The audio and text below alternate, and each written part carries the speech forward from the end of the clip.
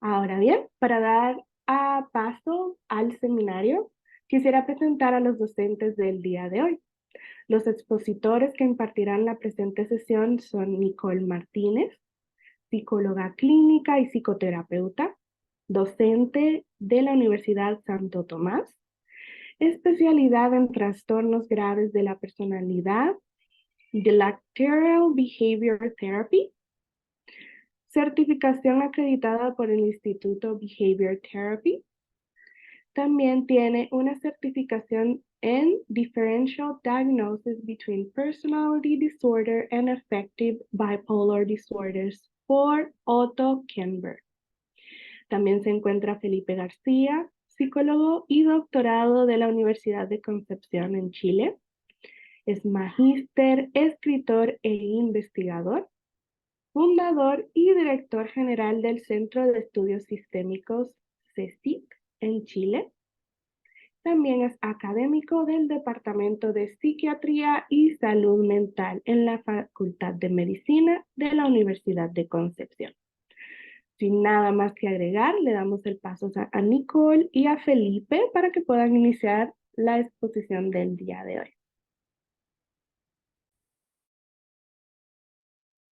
Ya, un gusto saludarlos. Voy a iniciar yo. Espero esta instancia sea enriquecedora y podamos resolver algunas preguntas al final. Ya, así que vamos a ir avanzando en la presentación. Primero parto yo, luego Felipe, y posterior a eso ya vamos a estar disponibles para responder las preguntas que tengan respecto a la exposición. Voy a compartirles pantalla.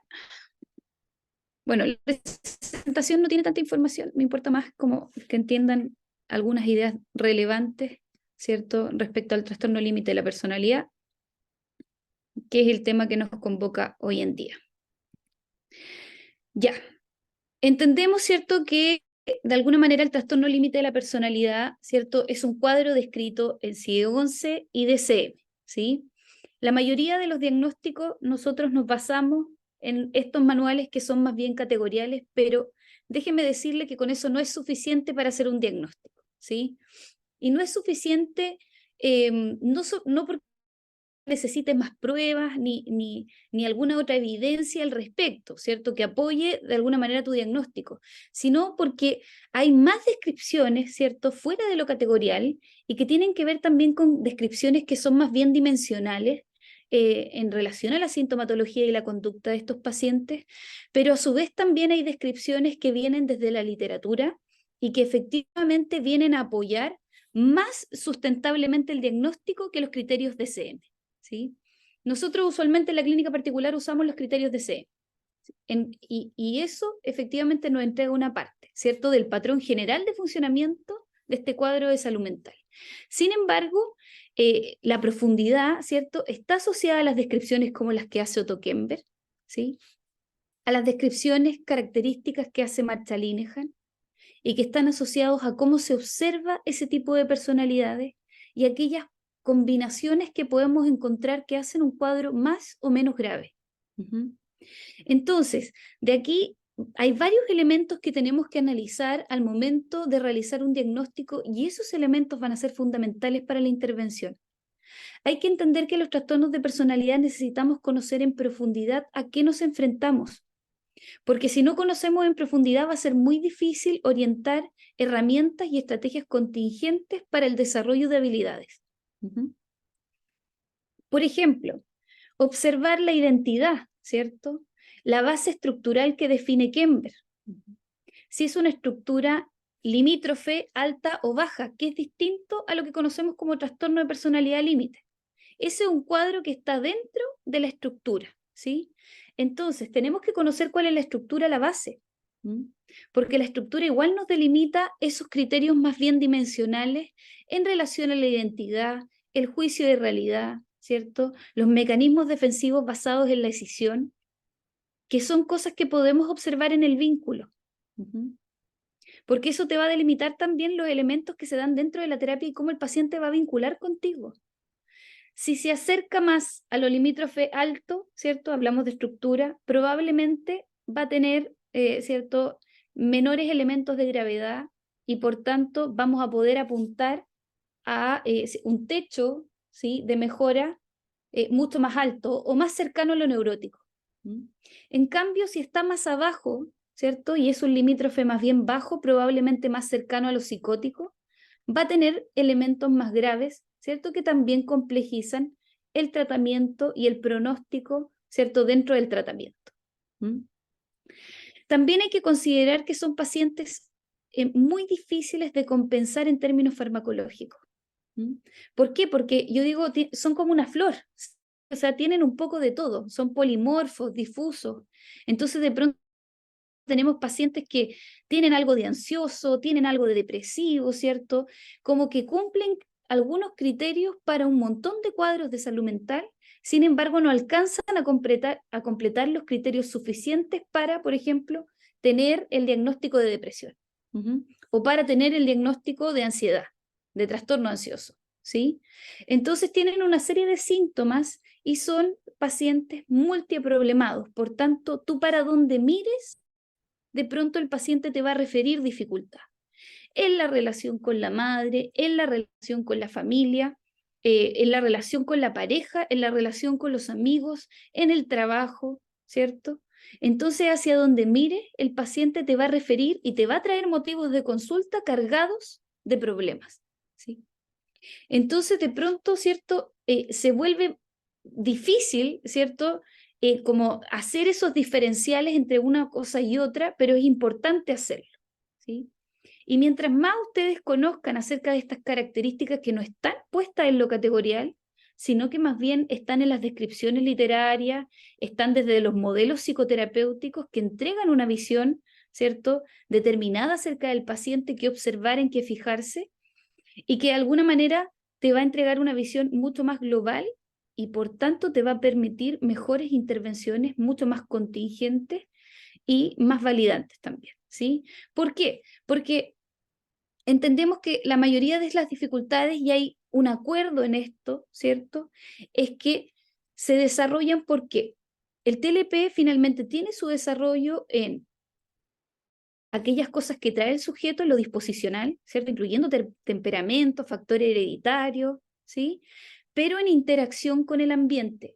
¿Y en interacción con qué ambientes? Con ambientes principalmente invalidantes y altamente estresantes a temprana edad, ¿cierto?, en un proceso de desarrollo que se ve interrumpido por estos factores ambientales. Entonces, a diferencia de lo que a veces se cree y he escuchado en otros colegas, esto no inicia en el trauma. No inicia, por ejemplo, por la experiencia de abuso sexual, que muchas veces se relaciona el TLP a la experiencia de abuso sexual. Eso es un factor de gravedad más, el trauma, ¿cierto? Pero en general podemos observar un acuerdo, ¿cierto?, últimamente en las investigaciones de que el TLP tiene sus apariciones, ¿cierto?, producto de estos dos factores. El ambiente, ¿cierto?, invalidante, y los factores biológicos asociados al proceso de desarrollo. Entonces, en esa interacción, ¿cierto?, es que aparecen estas conductas borderline. Ahora, ¿cierto?, estamos en una sociedad muy borderline. ¿Por qué? Porque estamos en una sociedad que efectivamente el Internet ha hecho que todo esté a un clic, por tanto, ¿cierto?, el trabajo de la frustración es menor. De personas que no esperan, ¿cierto?, que necesitan respuestas inmediatas. Entonces, por tanto, eso hace que más se facilite la respuesta impulsiva, en un ambiente en donde efectivamente la atención no está puesta en la necesidad psicológica, sino más bien en el responder, no en ser eficiente. Muchas veces también, como decía Marsha Linehan, el paciente tiene puesta la atención en querer ganar o que le den en el gusto, no en ser eficiente. Y en el proceso debe aprender a ser eficiente, en el proceso terapéutico, ¿sí? Entonces, por tanto, tenemos que ir más allá de lo categorial y ahí necesitamos aprendizajes, ¿cierto?, más específicos acerca de estos cuadros de salud mental. Podríamos estar, ¿cierto?, toda la noche y probablemente muchas más horas hablando acerca de estas características. Sin embargo, ¿cierto?, obviamente el tiempo no me da para explicarle todos aquellos elementos que se ven más allá de lo categorial, ¿ya? Y cómo podemos encontrar ¿cierto? En esta dimensionalidad, cómo hay combinaciones de personalidad que efectivamente lo hacen más o menos grave. Ya, acá, fundamentalmente, ¿cierto? Nosotros lo que tenemos que hacer es conocer, entender y observar, ¿sí? El rol del terapeuta es tomar una postura curiosa en donde el paciente me tiene que ayudar a entender qué es lo que le pasa, ¿cierto? Porque el discurso toma un gran valor. Sabemos que nosotros trabajamos en ese sentido con los síntomas que tienen un valor altamente subjetivo. Por tanto, cuánto le molesta al paciente solo es capaz de definirlo él. ¿Y qué tanto impacto eso tiene en su ambiente? ¿Sí? Ahora, un paciente con un trastorno de personalidad no va a venir a decirte a ti, mira, a mí lo que me molesta es mi patrón de inestabilidad, cierta impulsividad emocional.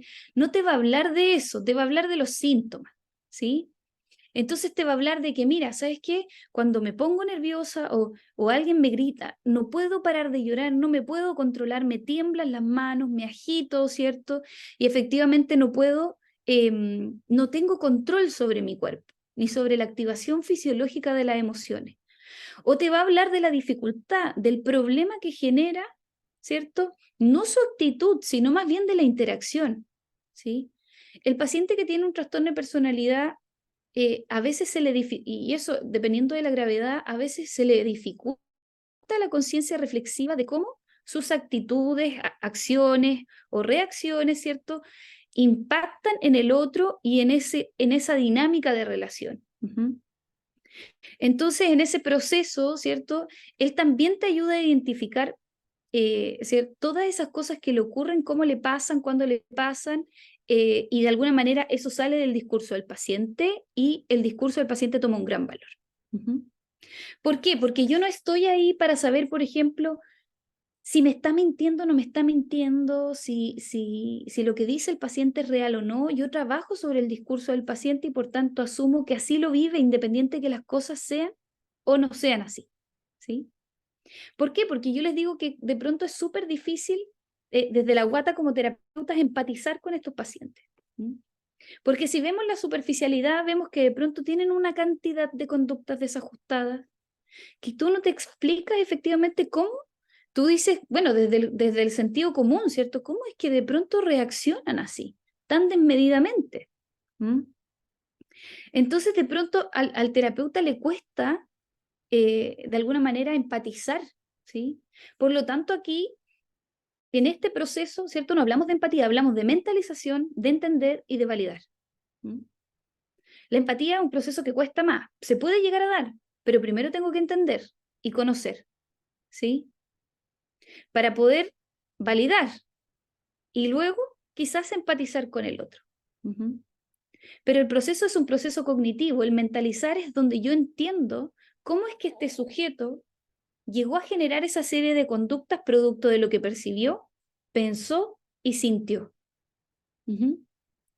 Porque lo que pasa acá adentro es finalmente lo que vale para generar la conducta, ¿sí? No lo que está afuera. El ambiente toma poca relevancia porque el paciente no analiza el ambiente. Si analizara el ambiente, generaría respuestas ajustadas, pero no lo analiza. Y por tanto, la percepción que tuvo del hecho, eso es lo que toma mayor valor para el proceso de intervención. Lo que percibió. Entonces aquí la Marcha Linehan dice, bueno, en realidad no tiene mucha relevancia lo que pasó, o sea en fondo el hecho, lo que tiene más relevancia es lo que ese paciente interpretó de los hechos. Eso es lo que de pronto construye el malestar. Porque fíjate que no es lo mismo que un paciente te diga, ¿sabes que mi mamá no me crió? A que te diga, mi mamá no me crió porque yo no era lo suficientemente bueno para que ella se quedara. ¿Sí?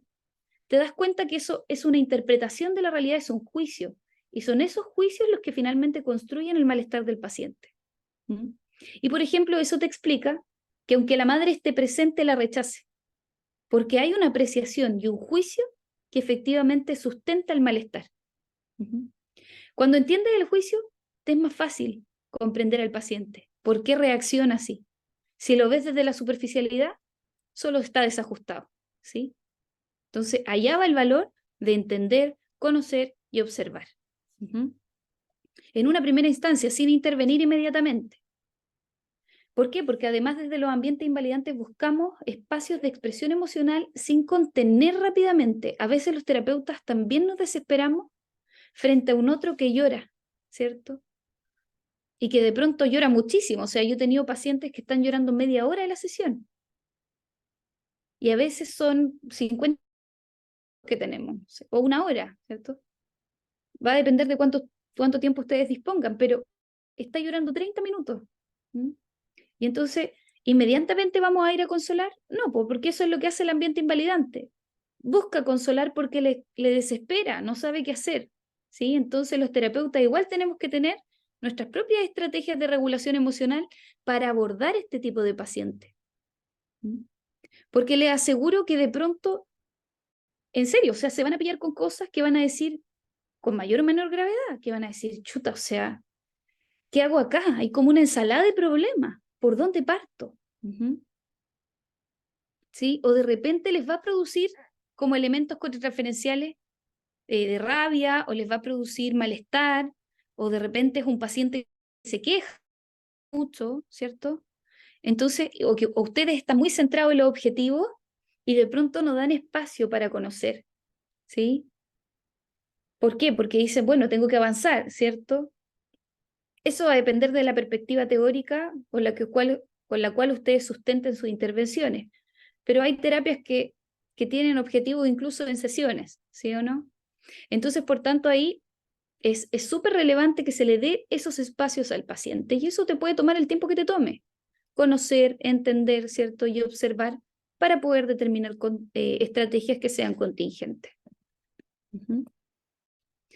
Ahora, ¿qué dificultades podemos encontrar en el abordaje terapéutico? Que no exista un motivo de consulta definido, ¿cierto? Que de pronto el paciente te diga que tiene problemas en todos lados, pero que no te especifique bien cuál es el problema que quiere trabajar. Y de repente el discurso del problema viene de otros.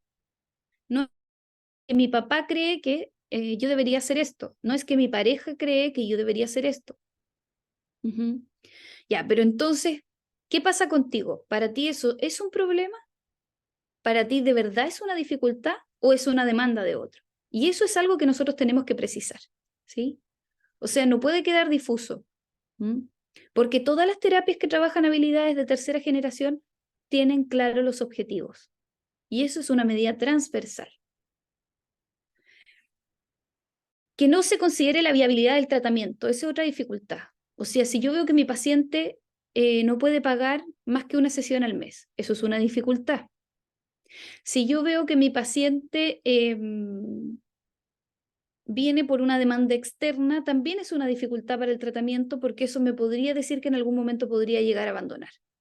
O viene por motivaciones extrínsecas que no son propias, como volver con la pareja, ¿cierto? Vuelve con la pareja y te aseguro que el paciente desaparece. Entonces, si no ocupa ese tiempo para encontrar un objetivo personal, probablemente vaya a desertar de la sesión.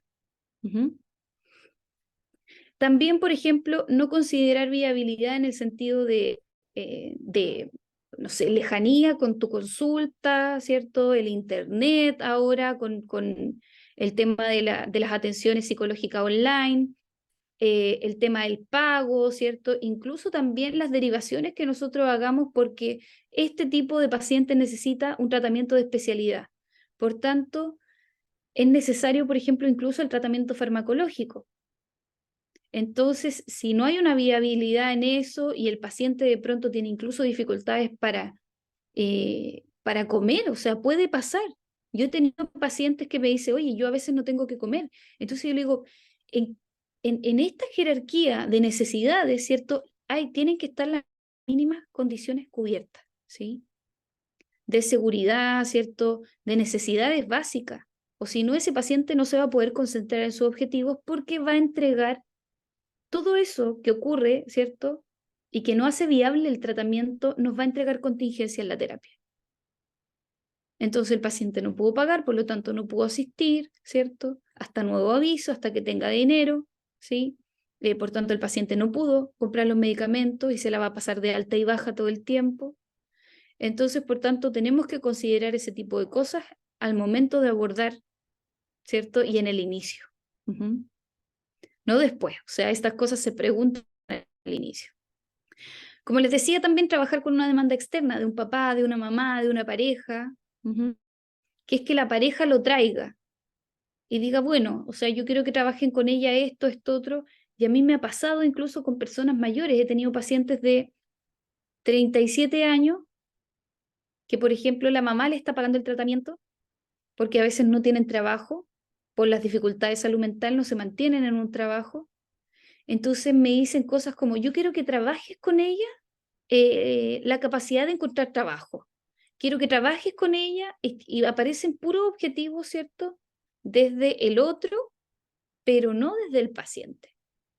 Entonces, eso también implica que ustedes van a tener que poner, ¿cierto?, el límite y decir, a ver, ¿quién es mi paciente? ¿Usted o, ¿cierto?, su hija?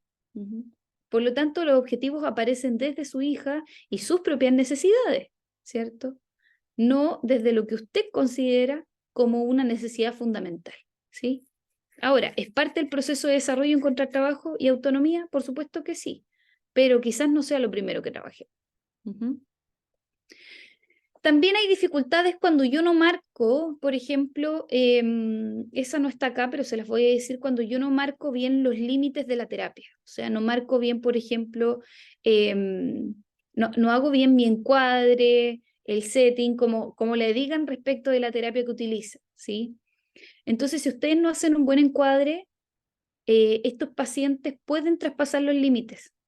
Y ustedes también en este proceso deben asegurarse, ¿cierto?, que van a estar a gusto, ¿cierto?, que van a estar o van a poder desarrollar bien su trabajo también con los límites más seguros para ustedes. Entonces, por ejemplo, cosas como dar el WhatsApp, ¿cierto?, como los horarios en donde el paciente te puede hablar, para qué cosas te puede hablar. Todo eso hay que delimitarlo. ¿Cuánto va a ser el tiempo de la sesión? ¿Qué pasa si el paciente te escribe un WhatsApp a las 3 de la mañana, ¿cierto? ¿Le vas a responder, no le vas a responder, ¿cierto? Probablemente no. Entonces, todas esas cosas explícitas y todas esas cosas deben quedar explícitas desde el inicio en el acuerdo, ¿cierto? Porque aquí, si al paciente no le gusta, ¿cierto?, la forma que usted tiene de hacer terapia y considera que su terapia no aplica a sus necesidades, están todo su derecho de negarse, ¿cierto? Y también ustedes están en todo su derecho de negarse si el terapeuta, o sea, si el paciente falta a ese encuadre terapéutico.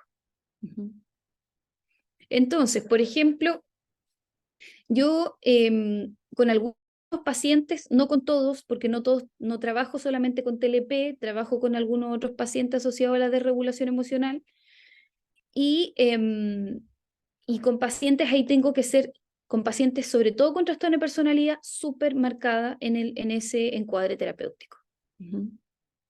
Y ahí va todo, horarios, horas en las que te puede contactar, para qué te puede contactar. Ellos se deben dar por entendido que si me escriben a las 2, 3 de la mañana es evidente que no les voy a responder, ¿sí?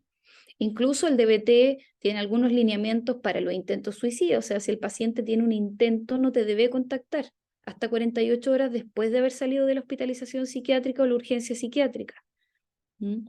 Entonces, todos los modelos teóricos tienen también su encuadre a la base que sustenta tus intervenciones, y eso es importante de tener cuando te enfrentas a un trastorno de la personalidad. También la confusión en el diagnóstico es una dificultad.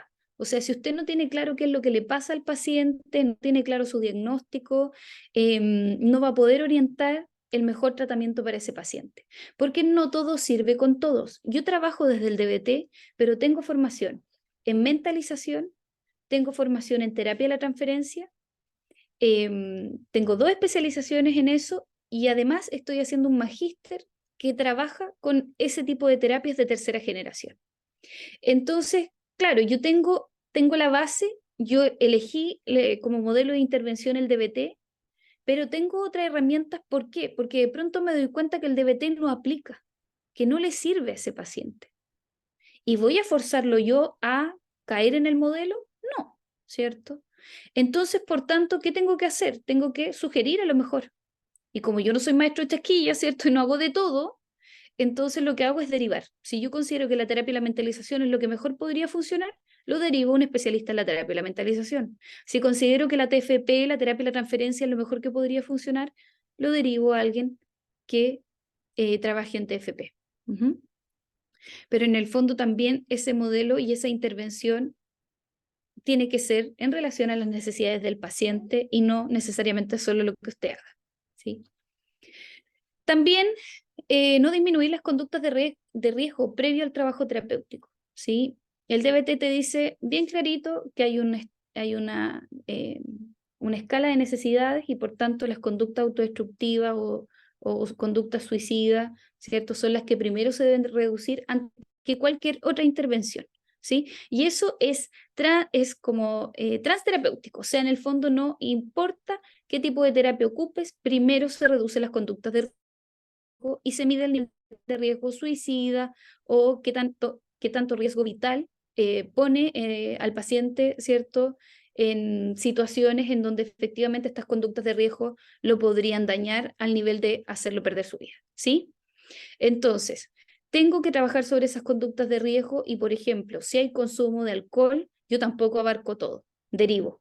Si hay un consumo problemático, que primero trabaje el consumo y después, ¿cierto? Vemos, a menos que el motivo de consulta sea el consumo, ¿sí? Pero lo primero es trabajar aquellas cosas que ponen en riesgo vital al paciente y después pensamos en intervenciones terapéuticas más elevadas. ¿O usted cree que un paciente con consumo de alcohol y droga, ¿cierto? Lo vamos a tener trabajando en desarrollar la mente sabia, como plantea el DBT, si no tenemos paciente ahí, si está en estados de alterados de conciencia la mayor parte del tiempo, probablemente no se va a poder trabajar. Ya, dentro de eso entonces, ¿cuáles son las terapias más efectivas para el trabajo del trastorno límite? Son todas las terapias que desarrollan habilidades y le permiten al paciente generar estrategias y formas de abordaje a los problemas de la vida cotidiana. Entonces, la mayoría de estas terapias desarrolla habilidades psicosociales para que el paciente se adapte.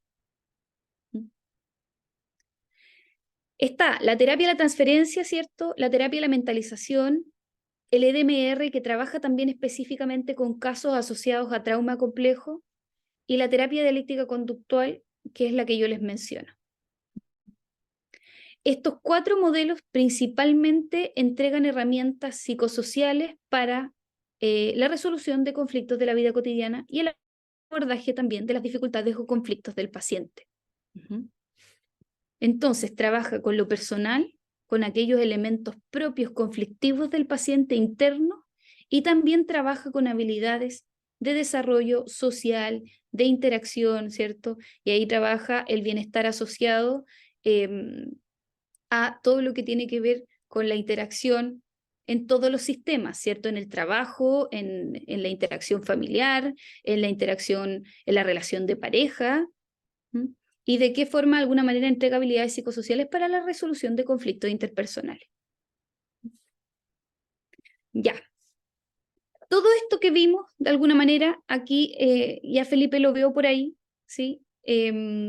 Todo esto, y en relación a las terapias que yo les mostraba, lo vamos a abordar en un libro, ¿cierto?, que estamos desarrollando junto a otros coautores con especialidad, ¿cierto?, en terapia de la mentalización, en terapia de la transferencia, y también los aportes y elementos que genera la TSB en relación al vínculo terapéutico, ¿ya? Que es la terapia sistémica breve, y ahí Felipe está desarrollando esa parte del capítulo a visualizar, ¿cierto?, cómo poder entregar herramientas en el vínculo, tanto para el terapeuta como para sus intervenciones con sus pacientes.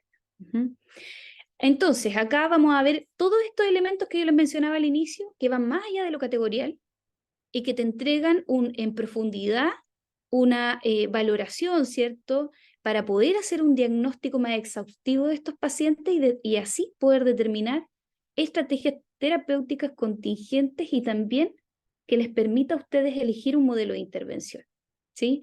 Entonces, pasamos por una revisión también de todos los modelos de intervención junto a casos y junto a herramientas terapéuticas que puedan aplicar, ¿cierto?, en esta guía práctica para abordar el trastorno límite de la personalidad en diferentes, ¿cierto?, dimensiones de su gravedad. ¿Ya? Así que pronto estaremos contándole más acerca del libro. Esperamos que el próximo año, ¿cierto, Felipe?, podamos ya estar con el libro en las manos y que ustedes puedan tenerlo también para abordar mejor este cuadro de salud mental que va en alza. O sea, con todos los cambios sociales que hemos tenido, vamos, pero con harto cuadro o estructura también de personalidad borderline. ¿Ya? Así que le doy el pase a Felipe ahí para que les comente también un poco más acerca de este vínculo terapéutico y las aportaciones que tiene la TSB.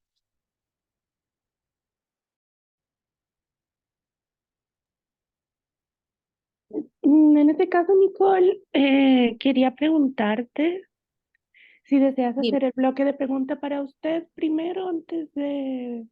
Mm, no lo sé, no. Felipe, ¿qué piensas tú? Lo hacemos juntos al final. Lo...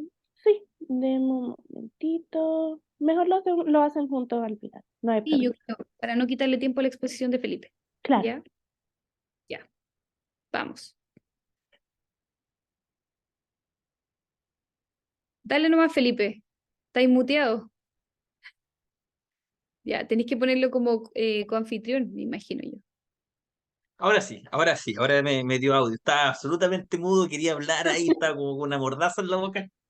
Muchas gracias, Nicole, por darme el pase, ¿no? Para hablar un poquito. Yo vengo saliendo de una clase Ujú. larga, ¿no? De 4 horas en otro curso, pero siempre dispuesto a que no me la gane el cansancio y poder hablar un poquito acerca de lo que decía Nicole, que es acerca de la relación terapéutica. ¿Ya? Así que ahora voy a compartir mi diapo, vamos a hablar un poquito acerca de eso y después al final vamos a dejar algún bloque para preguntas. Debo reconocer de que aquí yo soy experto en terapia sistémica breve, en relación terapéutica, he trabajado con personas que tienen diagnóstico, trastorno límite de la personalidad, pero aquí quien es experto en el tema y muy preparado en el tema es Nicole, ¿no? Y por eso en este libro que estamos construyendo, que ya estamos finalizando, la primera autora es Nicole, ¿no? Yo estoy de segundo autor y obviamente toda la idea del libro pertenece también a ella, ¿no? Así que, bueno, ya lo verán, ese es un anticipo, es como una especie de teaser, Spoiler. ¿no? Porque el libro definitivo, la portada definitiva va a ser designada por la editorial, ¿no? Cuando la editorial lo publique. Ya daremos a conocer más detalles de este texto que espero que sea como súper útil a quienes les interesa el tema. Voy a hablar de la relación terapéutica porque es algo muy particular, muy especial en la terapia con personas que tienen diagnóstico de trastorno límite. ¿Ya? Y probablemente de lo que más se quejan los terapeutas, ¿no? Terapeutas que se quejan de consultantes que parece que de repente traspasan límites. De hecho, muchos atribuyen el nombre trastorno límite a eso, ¿no? Pero no se debe a eso, de que traspasan el límite de la relación y como que empiezan a buscar amistad, ¿no? Y que de repente se enojan, se sienten quizás traicionados por el terapeuta y por tazo y después de vuelta, "Oh, me gustaría volver a pedir una hora contigo, etcétera, ¿no? Varios elementos de la relación que van a influir acá eh, y que tienen que ver, muchos de ellos, con el mismo diagnóstico. No quiero decir que cada vez que el consultante se molesta con ustedes porque tenga un trastorno límite de la persona, también puede tener razones más que entendibles para molestarse con ustedes, ¿no? Pero en ocasiones puede tener justamente con lo que hace posible ese diagnóstico, ¿no? ¿Qué características confluyen en un consultante para ser diagnosticado con trastorno límite de la personalidad? Son varias, aquí aparecen solamente tres de ellas, que autoimagen devaluada de sí mismo, un manejo inadecuado de sus emociones, no tiende al descontrol de impulso, ¿ya? A dificultad en la regulación emocional y además el establecimiento de relaciones personales inestables, ¿ya? Y yo voy a marcar esa en particular porque dentro de sus relaciones personales inestables, donde se encuentran probablemente amigos, pareja y familia, en algún momento va a estar también el terapeuta. ¿Ya? Consultantes que muchas veces incluso llegan diciendo, ningún terapeuta se la ha podido conmigo, vamos a ver si usted se la puede. En sus distintas versiones, también te la puedo decir que nadie me ha podido ayudar y quiero probar con usted, que es la misma versión de lo mismo, ¿no? Y por lo tanto da la impresión que es una especie mata psicólogo, en buen sentido, no en el sentido literal, ¿no? Bueno, relaciones inestables que se van a traducir probablemente en una relación también inestable contigo, ¿ya? Aquí están los diagnósticos según el DCM, ¿no? 9 criterios. Como dicen algunos autores, con 9 criterios, y tiene que tener 5 los 9, hay 151 combinaciones posibles de ser diagnosticado con trastorno límite de la personalidad. A todo esto no tiene nada que ver con esta exposición, pero esto es lo que hace que uno llame a su comportamiento trastorno límite de la personalidad. El trastorno límite de la personalidad no es algo que la persona tenga dentro y que se expresa a través de esta señal. A todo esto, ¿no? Pero eso tiene que ver con la naturaleza de los diagnósticos. De estas cosas que están leyendo ustedes acá, yo voy a prestar atención a esto, ¿no? Que dice acá, que es alterna la idealización con la devaluación en las relaciones, en sus relaciones interpersonales, ¿no? Parejas que son excepcionales, perfectos, ¿no? La mejor persona que podía estar a su lado y luego la decepción, ¿no? Luego la desilusión y por lo tanto la devaluación de la relación. Y fluctúa por lo tanto entre una cosa y otra. Y le pasa con los amigos y amigas también, ¿ya? Amigos y amigas que son el mejor amigo de la vida y luego este amigo o amiga que lo ha traicionado y por lo tanto luego en la siguiente paso como que le cuesta formar relaciones intensas o íntimas porque tiene miedo a que esa relación también fracase. ¿Por qué la marco? Porque eso también va a pasar con el terapeuta. Es probable que lo idealice. O sea, este sí es el terapeuta que me está ayudando, este sí me entiende, este sí me escucha, y luego la sensación de traición, de que ustedes fallaron, de que se equivocaron, de que no hicieron lo que tenían que hacer, y por lo tanto la sensación de que ustedes en realidad no eran tan perfectos ni tan ideales como pensaba al principio. Hay un ejemplo que leí por ahí de una consultante que tenía a su terapeuta perfecto. En un momento le cuenta una anécdota de su vida, ¿no? Aprobó un examen, continúan conversando y luego la chica se va y le envía un WhatsApp diciendo que se sentía absolutamente desilusionada de él como terapeuta porque no la felicitó por haber aprobado el examen cuando ella esperaba que lo felicitara, ¿ya? Y ahí viene la devaluación. Y la otra que marco acá, perdón, aquí parece que estoy marcando otro lado, es el esfuerzo por evitar el abandono, ¿ya? Existe en su biografía mucha experiencia que asocia a la situación de abandono, ¿no? Probablemente relacionada con los vínculos primarios, ¿no? Y que luego se va a sostener casi por profecía autocumplida a medida que la persona va desarrollando su interacción, ¿no? Con el mundo social, principalmente en la adolescencia, ¿no? Esta forma de ligarse al otro tremendamente insegura por miedo al abandono, ¿ya? Muchas veces incluso, como digo, profecía autocumplida porque es tanta la energía que ponen en ello que terminan asfixiando al otro, ¿ya? Y en otras ocasiones, eh, ellos o ellas son los que abandonan antes que lo abandonen a él o a ella, ¿ya? Bueno, esto que también marco también puede darse en la relación con el terapeuta o la terapeuta. Es decir, esfuerzos importantes por evitar el abandono del terapeuta y la interpretación de algunas conductas del terapeuta. Por ejemplo, la suspensión de la hora como una muestra de abandono, ¿ya? Y por lo tanto también combinándose con la arriba, también con la frustración y la desilusión, porque este terapeuta en realidad no estaba tan interesado en mí, también me va a abandonar como me han abandonado otras relaciones importantes, ¿ya? Eh, Linehan, de los cuales habló Nicole, no alcanza a escuchar porque está en una clase, pero probablemente habló de Linehan, que es la autora que propone la DBT, plantea dos características que, claro, lo coloca como una atribución causal en algún momento, pero no son necesariamente causas, pero que sí son factores que predisponen, ¿no? Y estos factores que predisponen es la alta reactividad emocional, que probablemente tiene también algunas componentes biológicos que lleva a que las personas sean más sensibles, ¿no? A responder en forma emocional intensa ante ciertos estímulos, ¿no? Y además, el entorno social invalidante, que está ahí, la tenía marcada, pero se me fue la marca, ¿no? Es decir, vivir en un entorno social, principalmente con sus cuidadores, ¿no? Sus padres, su madre, en donde estaba siendo continuamente invalidado. ¿Ya? Esto también es importante para entender la relación terapéutica, porque en general ha recibido una falta de validación importante sobre sus emociones, sobre sus pensamientos, sobre sus conductas, sobre sus relaciones. Y llega a terapia de esa manera, ¿no? Esto es un ejemplo de un entorno social invalidante. No debes enojar. O sea, no respeta el legítimo derecho que tiene cualquier ser humano desde que es niño hasta que es viejo de enojarse, ¿no? Que es una emoción, ¿no? Eh, y te molesta, pero no te das cuenta. O sea, sobreinterpretando el comportamiento en el caso de la niña, como si no se conocieran. Estas molestas son lo que no te das cuenta. O eres una niña mala, en base al comportamiento que esta niña puede manifestar, por ejemplo, una pataleta. ¿Ya? Aquí hay invalidación.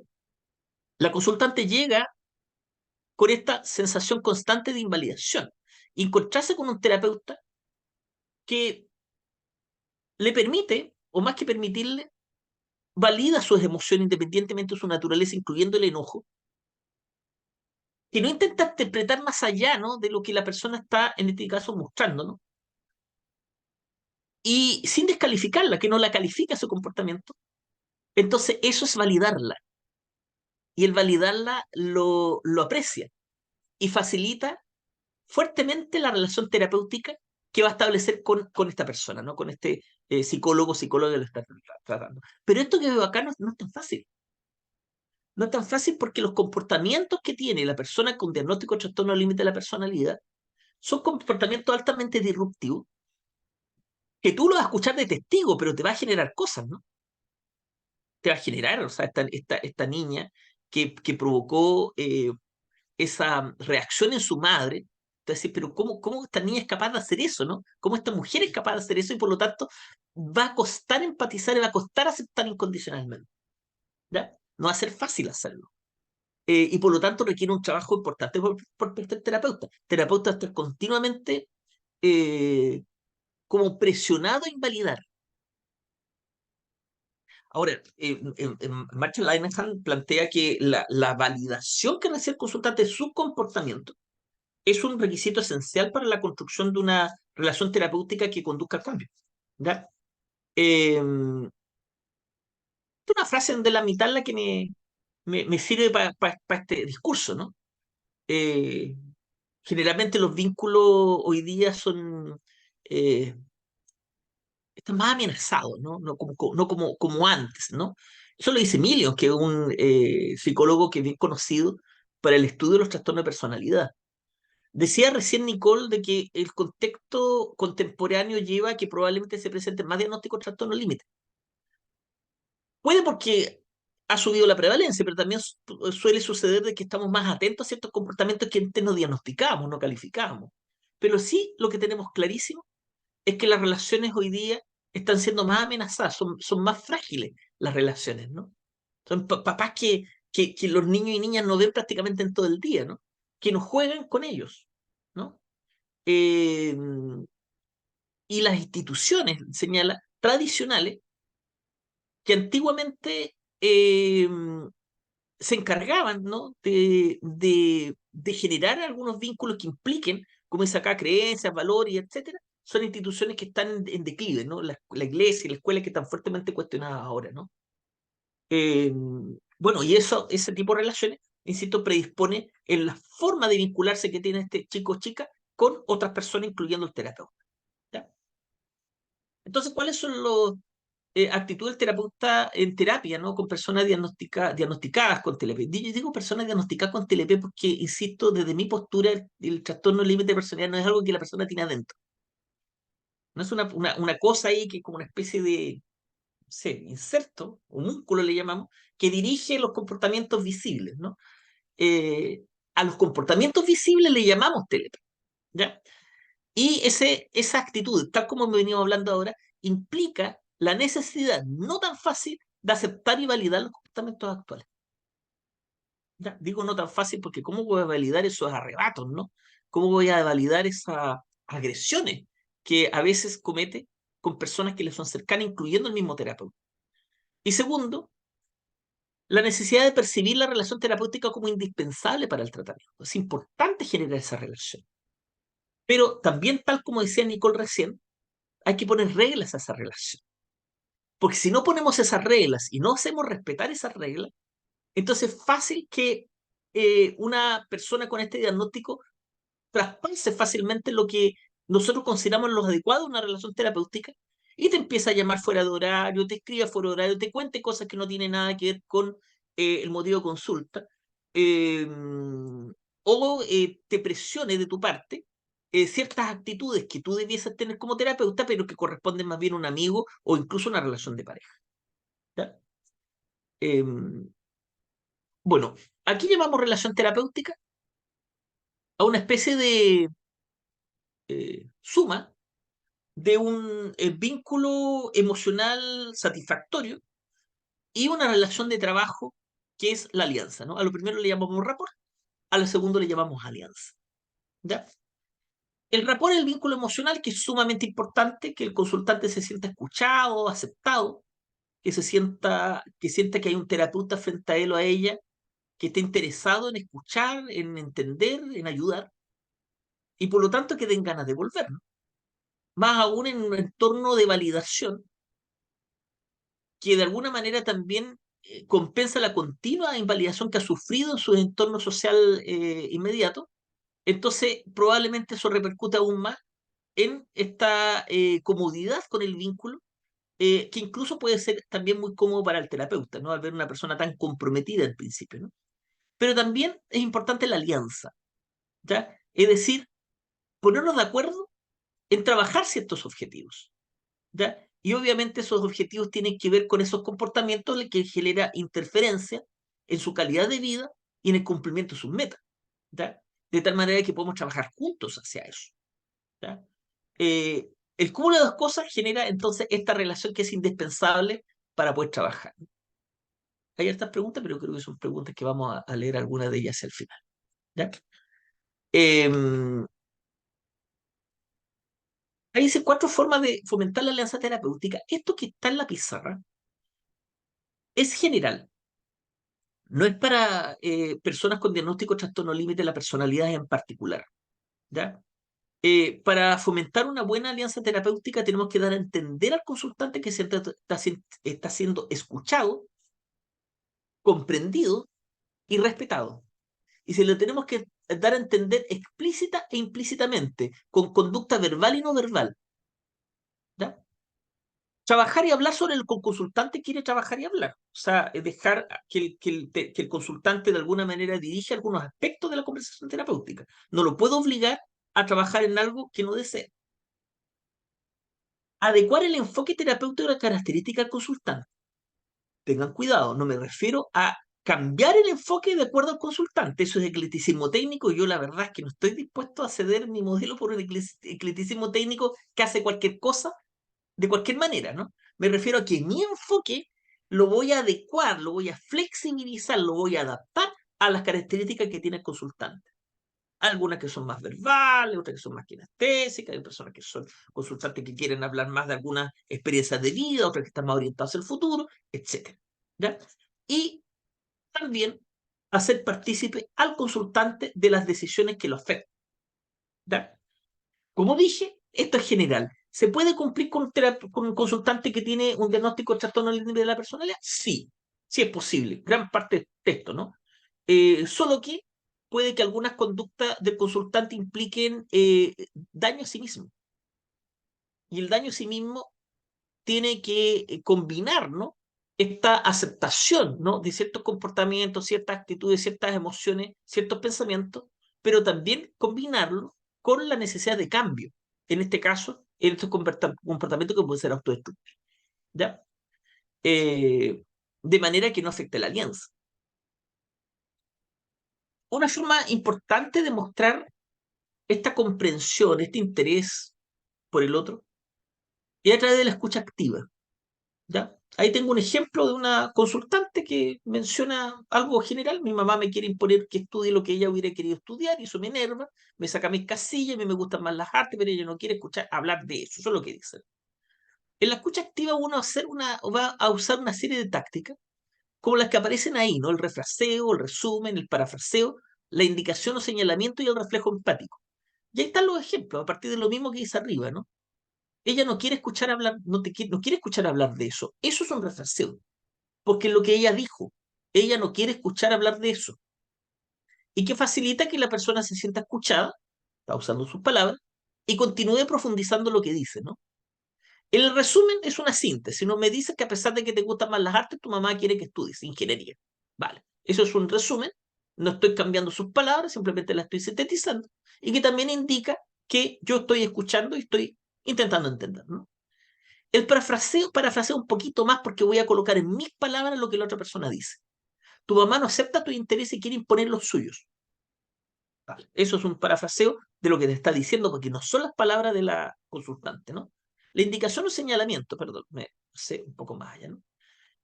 Noto que tu rostro se tensa cuando hablas de esto, ¿ya? Que implica que el consultante está observando, o sea, el terapeuta está observando, que también es un indicador de interés, que no le pierda de vista, pero hay que manejar con cuidado, porque algunos consultantes entienden ese tipo de señalamiento como que leemos la mente, ¿no? Y por lo tanto se sienten un poquito perseguidos si llegan a tener rasgos que pueden ser medio paranoides, ¿no?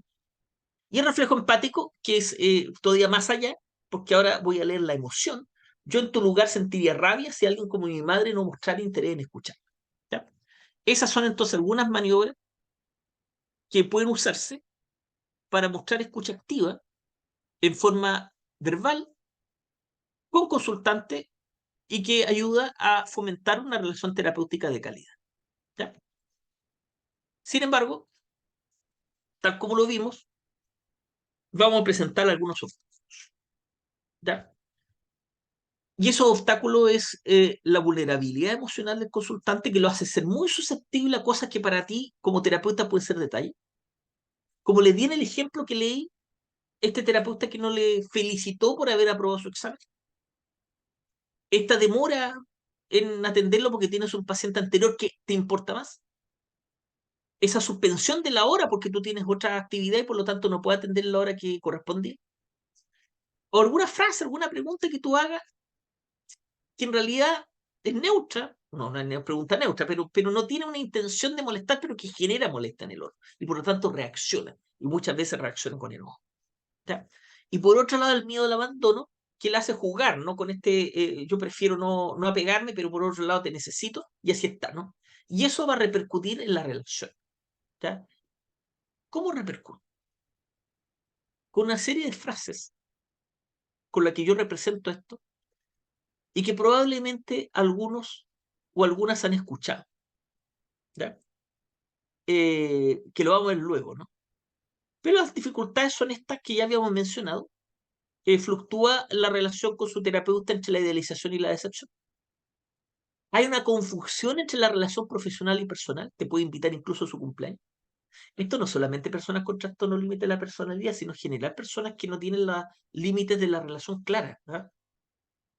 E insisto, no siempre, y esto voy a ser insistente, no siempre las fallas en la relación con un consultante con diagnóstico TLP se debe a sus características de diagnóstico, porque a veces efectivamente la relación está dañada porque a lo mejor hicimos o no hicimos algo que pudo dañarla. Por ejemplo, no escuchamos activamente, no empatizamos con él o con ella, etcétera, que es algo que sin duda alguna tenemos que trabajar. Y tercero, la presencia de enojo y expresiones verbales agresivas. ¿Ya? Eso va a dificultar la relación. Y aquí viene esta parte que yo creo que es la más compleja, ¿no? Ningún terapeuta se la ha podido conmigo, con lo que muchas veces parten en la interacción, ¿no? Usted no me está ayudando. Y tú te sientas ahí como, wow, o sea, me está criticando, ¿no? No saco nada con venir para acá. Ya pierdo el tiempo. No he tenido ningún avance. ¿Ya? O sea, fíjese todas las críticas que empieza a recibir el terapeuta. Estoy perdiendo el tiempo en terapia. Usted no me escucha de verdad. Yo no le importo. Ya la última ya en esta sensación de desilusión del vínculo, ¿no? ¿Y cuál es el problema? Que los terapeutas que no están preparados suficientemente para trabajar con este tipo de consultantes lo toman en la personal. y no es personal. No es un tema contigo necesariamente. Si es un tema contigo, tienes que revisar lo que has ido trabajando, ¿no? Los objetivos que se definieron, si efectivamente lo definió el consultante contigo o se los impusiste tú. Capaz que hayan variado los objetivos, que ahora sean distintos. Tú has persistido con algo que ya a lo mejor al consultante no le importa tanto, ¿no? O sea, igual tienes que ser capaz de revisar. No es contigo porque no te conoce como persona. No te está agrediendo a ti. Está haciendo un cuestionamiento de tu trabajo y tú tienes el deber de revisar tu trabajo. ¿Ya? ¿Estamos de acuerdo? Esto es alianza. Significa que parece que no hay acuerdo en objetivo, no hay acuerdo en las tareas, ¿no? Por lo tanto, ¿estamos de acuerdo con los objetivos? ¿Estamos de acuerdo con las tareas o acciones que estamos llevando a cabo? ¿O hay que cambiar algo, hay que modificar algo, ¿no? Todas esas preguntas se las tienes que hacer.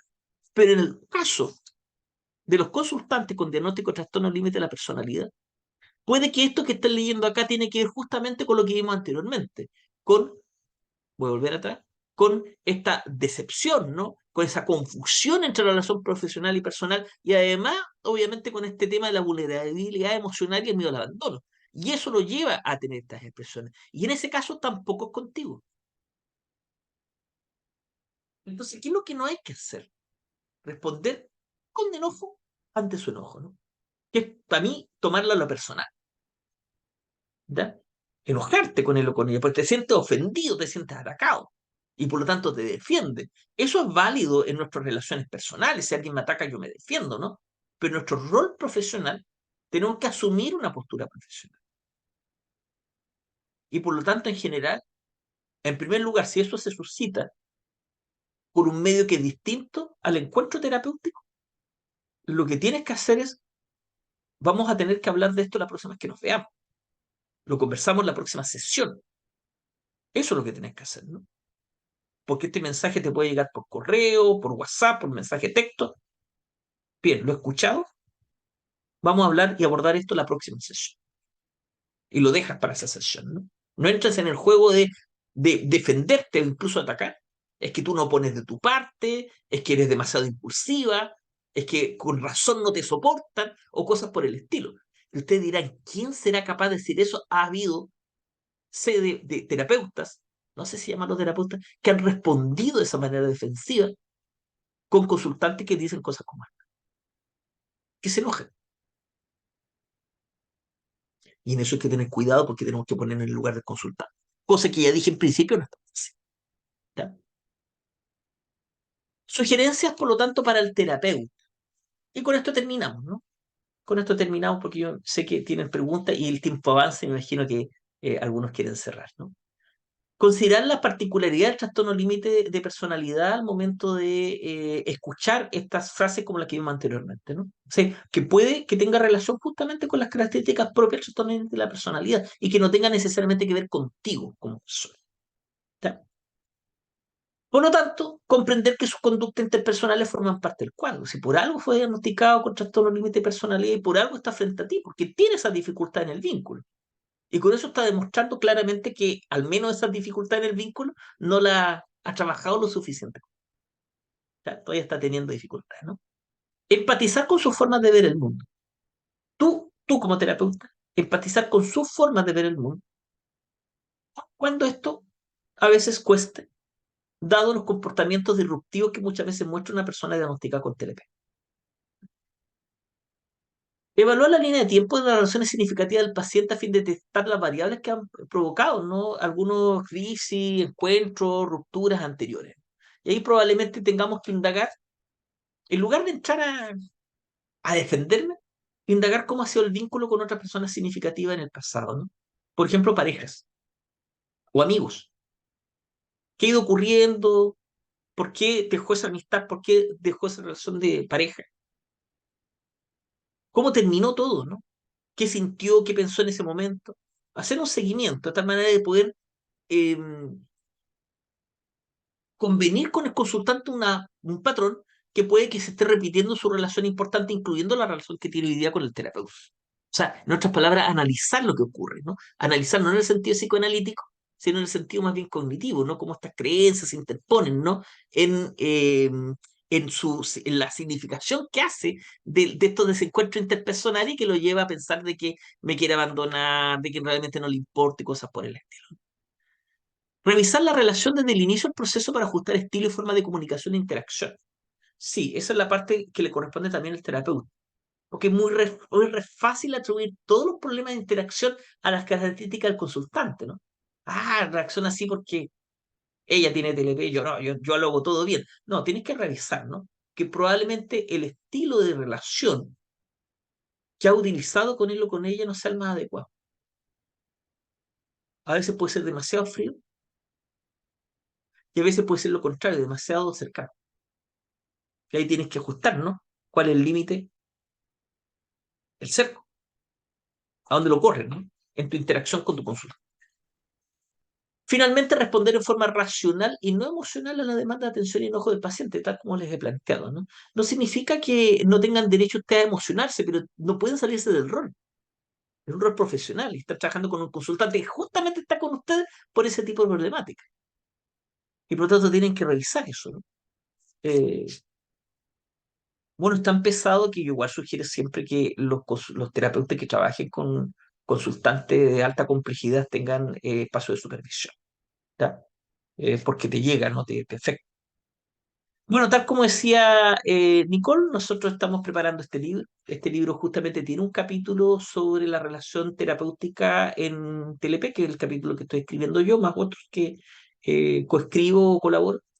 Eh, Pretendemos que este libro esté listo este año y sea publicado el próximo, ojalá antes de marzo. En marzo tenemos un congreso en Perú, donde esperamos presentar el libro. Y lo invitamos a, no sé, quizá a conocerlo en el momento en que salga al público, ¿no? Eso es todo lo que quería contarles hoy día. Ahí está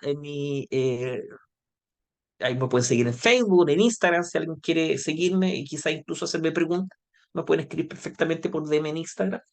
Y yo, si son preguntas, yo respondo siempre. Cuando me piden horas, cuando me demoro, porque no siempre tengo horas, pero estoy siempre disponible para poder responder, ¿ya? Así que ahí, me buscan así, Felipe García Martín, me encuentran en Facebook, Instagram. Muy bien, eso es todo. Dejo de compartir y no sé qué hacemos ahora. En este caso, vamos a partir con el bloque de preguntas. Así que vamos a darle prioridad a las personas que hayan levantado la mano. Si tienen alguna pregunta, tanto para Felipe como para Nicole. Ok, veo manitas levantadas. Iniciamos con Natalie. Ah, súper. Oh, qué rápido. Hola, buenas noches a todos, a todas. Muchas gracias por las presentaciones de ambos. Súper claro. Sé que son preguntas, así que ahora me voy a las preguntas directo. La pregunta va para Nicole. Eh, Aquí Tengo estoy. una duda, en realidad. Voy a Dígame. colocar mi cámara, me gusta verlo. Nicole, mira, me llamó mucho la atención cuando tú hablabas que una de las razones, o sea, que el primer objetivo en la terapia era la disminución de los síntomas de riesgo. Tú le das mucha énfasis a eso y me generó una gran duda porque siento que claramente todos los procesos terapéuticos buscan esa finalidad, y tú le diste mucho énfasis en eso. ¿Me podrías explicar como brevemente por qué es tan prioritario la disminución del riesgo en el DBT? Bueno, porque la marcha de Linehan decía ahí, no tenemos un paciente si tiene la probabilidad de desaparecer ese paciente, ¿cierto? O sea, en el fondo tenemos que trabajar también con conductas que no te entreguen tanto, ¿cierto? Que no te entreguen tanta contingencia, ¿sí? Para poder centrarnos en los objetivos, a desarrollar estas habilidades psicosociales que son las 4 principales que maneja el DBT y por la cual se basa toda la intervención. Entonces, por tanto, cualquiera de esos elementos de riesgo, factores de riesgo, ¿cierto? Factores asociados a conductas extremadamente riesgosas también o pacientes con una suicidalidad alta, con un riesgo suicida alto, entonces tendríamos pacientes que de pronto traen mucha contingencia a la terapia, que probablemente hagan conductas suicidas durante el proceso terapéutico. ¿Por qué? Porque durante el proceso terapéutico aparecen cosas en términos de aceptación radical también, cosas que de pronto son muy difíciles de aceptar para los pacientes. Entonces, fíjate que eso también, en una terapia, en un proceso guiado, nosotros deberíamos de poder controlar, en cierta medida, ¿cierto?, la exposición de ese paciente a esos eventos, ¿sí? Eventos estresantes, a esas dificultades.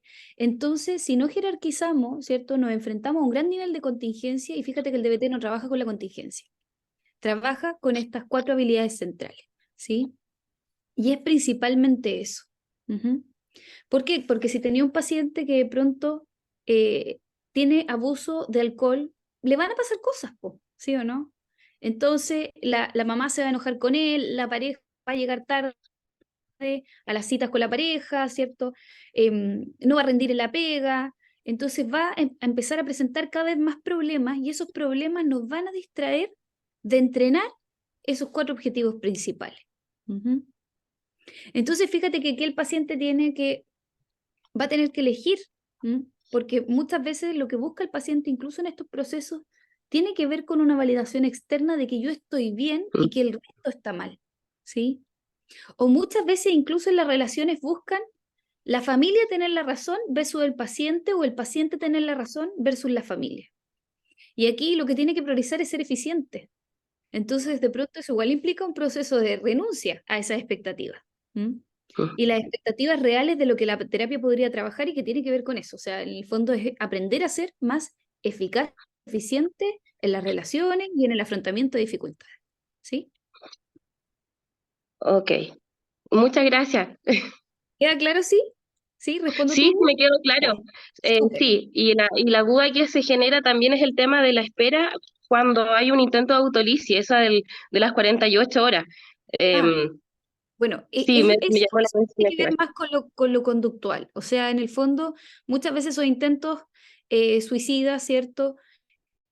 eh, son intentos que buscan comunicar malestar de manera desajustada, ¿sí? Y que es que el otro, en el fondo, y lograr satisfacer necesidades psicológicas insatisfechas. Entonces el DBT dice que cuando el terapeuta reacciona inmediatamente frente a eso, por ejemplo, para contener, para estar, ¿cierto? Probablemente está satisfaciendo una necesidad psicológica insatisfecha, y está reforzando la aparición de una nueva conducta suicida. Ujú. Entonces ahí el manejo debe ser de la familia, y por tanto nosotros entregamos en el fondo todos los pasos a seguir previo a que eso ocurra. ¿Sí? Ya.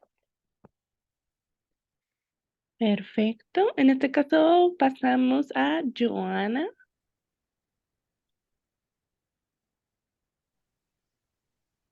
Buenas noches a todos. ¿Me escuchan? Sí, podemos escucharte, Joana. Ya, disculpen que sí se ve oscuro, pero es que estoy con generador porque no nos cortaron la luz en todo tal. Mm, Bueno, eh, no sé a cuál de los dos va a hacerle esta pregunta, porque algo personal. Fui diagnosticada con TLP hace unos meses atrás. Mi psicólogo me derivó a un psiquiatra porque me veía algunas cosas que le llamaban mucho la atención. A lo cual llegué y el psiquiatra me hizo unas que otras preguntas y otras, y me dijo que tenía TLP. Yo no tenía idea lo que significaba un TLP, pero no me dijo con esas palabras, sino que me dijo que yo tenía síndrome de borderline. Entonces, cuando llegué a la consulta de nuevo con mi psicólogo para explicarle, él me dijo que él tenía la sospecha, pero que necesitaba de un psiquiatra, el cual me recomendó fármacos, antidepresivos, eh, clonazepam y todos esos medicamentos. Pero hace unos, digamos, un mes y algo atrás, mi psicólogo ve algo en mí que me dice que tengo que ir a ver a un neurólogo por la sencilla razón que me encuentra muchas características de TEA. Bueno, tengo un hijo de 10 años con TEA y un marido. Pero acá va mi pregunta, el por qué esto es así, es tan irritable, por qué tengo que ser tan impulsiva, no puedo controlar mis emociones, Yo puedo estar en una cancha llena de gente, pero siempre siento un vacío tan grande y el motivo que cuando me siento así, me tiendo a romper algo, las manos o algo para sentir el dolor en otro lado, pero no sentir esa pena, esa angustia. Claro. Y probablemente distraerte, ¿cierto? Del Claro, malestar. no sé, pero es algo como que, y a eso yo le llamo nada, Mm, porque yo me siento en el patio a fumarme un cigarro y es como que me vienen toda esa mezcla de sentimientos tan grande, de todo un poco, pero no sé qué es lo que es. Y mm, por eso yo le denomino la nada. Y cuando mm, me viene la nada, a mí el mundo se me viene abajo y a mí me da pena, de verdad, discutir con mi marido, desquitarme con el mundo, ser agresiva y llegar de repente a los impulsos que me dan ganas de verdad, de todo corazón, mm. em, matarme. Yo siento que yo vivo sin querer vivir hace Mm, muchos años. exacto, es como sobrevivir, ¿cierto? Justamente, No es y vivir. por eso yo me inscribí en el curso de que vienen ahora ustedes y no voy a poder asistir mañana, y esa era la otra cosa, pero voy a asistir el día 19 porque mi hijo se titula el mayor mañana, tengo 44 años. Ya. Entonces, Mira, eso, ahí, necesito que me Joana, ayuden a entenderme, eso, porque yo creo que obviamente un curso te puede entregar herramientas así como teóricas, ¿cierto? Pero la terapia es fundamental en ese proceso, ¿sí? Ahora, si tú consideras que tu psicólogo no tiene las herramientas suficientes y probablemente no las tiene, porque de alguna manera no sé cuánto tiempo llevas en terapia, ¿cierto? Pero debió haber notado, y que es lo principal que uno hace en el proceso, por lo menos yo que trabajo con trastorno de personalidad grave, es saber qué tiene mi paciente. Si no, un no me año. arriesgo.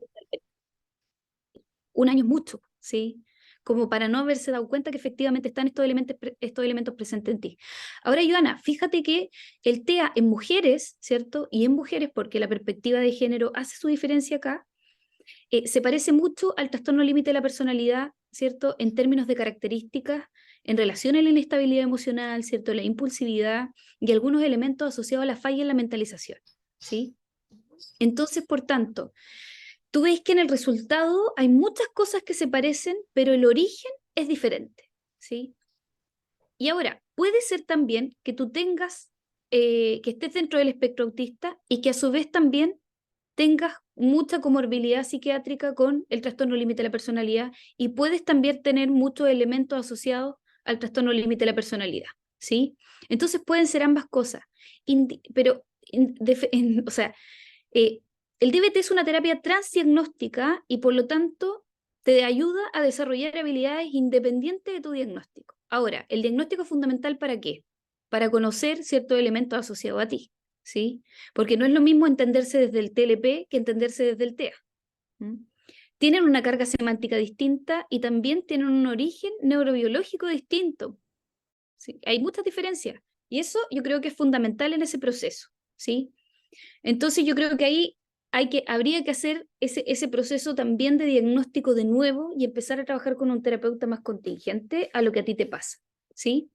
No sé si Felipe quiere agregar algo. Sí quiero agregar algo respecto a la formación. Lo que pasa es que personas con trastorno de personalidad límite o incluso personas con trastorno o condición de espectro autista requiere de terapeuta especializado. No basta con la formación que uno recibe en pregrado. Y hay muchos psicólogos con la formación de pregrado trabajando. Entonces, ¿qué quiero decir con esto?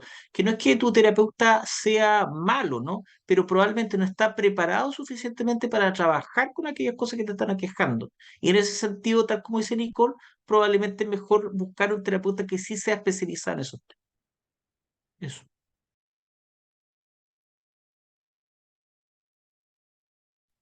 Perfecto. En ese caso, continuemos con la segunda preguntita. Sería de Montserrat. Hola, ¿me escucho? Sí, podemos escucharte, Montserrat. Hola, buenas noches a ambos expositores. Yo quería preguntar algo bastante específico y es respecto a lo que se mencionó al principio, a la prevalencia, al aparente aumento que he escuchado referido en varias partes del trastorno de TLP.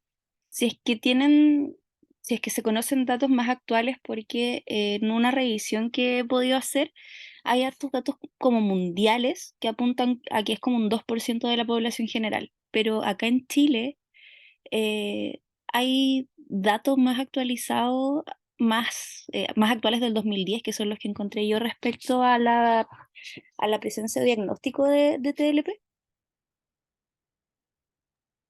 Voy a responder yo acá, ¿no? Yo, lo que pasa es que, bueno, yo trabajo en la Facultad de Medicina, ¿no? El Departamento de Psiquiatría y Salud Mental, y este de la Universidad de Concepción, que es el que hace la mayor, o sea, tiene un tremendo desarrollo en lo que es epidemiología, ¿ya? Sin embargo, hacer un estudio epidemiológico serio y completo no es fácil, requiere mucho recurso y mucho tiempo. Y por lo tanto, efectivamente, no es algo que se haga todos los años, ¿ya? Los datos generalmente son datos antiguos, ¿ya? Como tú dices, el 2010 el último dato que se conoce, porque efectivamente no es fácil hacer un estudio epidemiológico serio, ¿ya? Eh, Nosotros hemos observado a partir de otras estadísticas de otros países, y además lo que hemos observado en la consulta, ¿no? De que el número de personas diagnosticadas con TLP va aumentando, ¿ya? No solamente ocurre con el diagnóstico de TLP, ustedes lo han visto, por ejemplo, con el trastorno justamente el diagnóstico de TEA, entre otros, ¿no? La pandemia, el trastorno de pánico, ¿no? Que también aumentó bastante. Y antes del TEA había empezado a aumentar el trastorno eh, de déficit atencional, ¿no? Que empezó a aumentar más o menos en los años 90, ¿no? Entonces, claro, ocurre esto, no necesariamente tiene que ver con un aumento debido a que, no sé, hubo una mutación genética, muy rara, porque las mutaciones genéticas no funcionan tan rápido, ¿no? Y por lo tanto tiene que ver con un aumento en la precisión diagnóstica, en primer lugar, ¿no? O sea, hoy día le ponemos más ojo a cosas que antes simplemente no le teníamos ni nombre. Y por otro lado, también a ciertas condiciones, yo diría, socioculturales, que llevan a que las personas, en este caso estoy pensando obviamente en las nuevas generaciones, tengan más dificultades para regular sus emociones, más intolerancia a la frustración, más búsqueda de satisfacción inmediata a necesidades y vínculos emocionales o vínculos sociales que son más inestable o frágil, ¿no? Y eso es una condición sociocultural que probablemente también influye en que haya más personas que presentan comportamientos como los que se han descrito en esta seminario. ¿Ya? Eso. Ahí yo quería agregar algo, ¿cierto? Que de pronto también tiene que ver con, hay un sesgo en relación a la investigación, ¿cierto? Anterior, porque ahora la investigación dice que podemos observar todas estas dificultades a temprana edad, ¿cierto? En la primera etapa de la adolescencia. Y muchas veces, ¿cierto? La falla diagnóstica en esas etapas de desarrollo, ¿cierto? En donde todavía podemos modificar ciertas conductas o tendencias a ciertas conductas, de alguna manera hacen que de pronto los terapeutas sobrenormalicen ciertas conductas en la adolescencia y lleguen a considerar que hay conductas que incluso son parte del proceso cuando no es así. Y esa baja capacidad de intervención temprana y esa baja capacidad para realizar un diagnóstico específico a esa edad hace que de pronto tengamos mayores, ¿cierto? Niveles de patología en la adultez, ¿sí? Con conductas mucho más rigidizadas, ¿no? Con conductas más rígidas y con conductas, ¿cierto? Probablemente más graves, porque las conductas agresivas hacia sí mismos, hacia los otros, van siempre en aumento. Entonces tenemos una rigidización de conductas y un aumento de la gravedad, ¿cierto? De la aparición de la conducta agresiva, impulsiva, y que de alguna manera con bajo nivel de diagnóstico y baja intervención a esa edad, entonces tenemos cronicidad en síntomas y probable también un adulto con mayores dificultades. Entonces esa información igual es relevante. No tener temor a intervenir a esa etapa, o sea, nosotros en mayor cantidad tenemos que tratar de intervenir en esa etapa si hay ya aparición de ese tipo de conducta. ¿Por qué? Porque eso determina que vamos a tener un adulto que probablemente va a tener más estrategias de afrontamiento, ¿cierto? Mayor desarrollo de habilidades para abordar los problemas de la vida cotidiana, que debió haber desarrollado en este proceso relación diádica, ¿cierto? Con el cuidador y el ambiente, pero que finalmente no logró desarrollar, ¿sí? Eso también marca un aumento, ¿sí? En el diagnóstico en adultos con trastornos límites porque no se visibilizaron ciertas conductas en la adolescencia como conductas patológicas. Sí, muchas gracias. Eso igual me interesaba a propósito de que hay una alta cifra como de varias hospitalizaciones en personas que tienen TLP y es a propósito también de un diagnóstico tardío muchas veces. Exacto, exacto. Bueno, ahí el DBT, ¿cierto? Otra de sus resultados eficaces está asociado a la reducción de hospitalizaciones psiquiátricas. O sea, disminuye también la probabilidad de otro intento o desborde emocional agresivo, ¿cierto? Que efectivamente termine en hospitalización psiquiátrica. Perfecto. Muchísimas gracias por tu pregunta, Montserrat. En este caso vamos a tener que, sabemos que tenemos muchas manitas levantadas y hay muchas preguntas sobre este tema, pero por motivos de tiempo vamos a tener que cerrar el bloque de preguntas.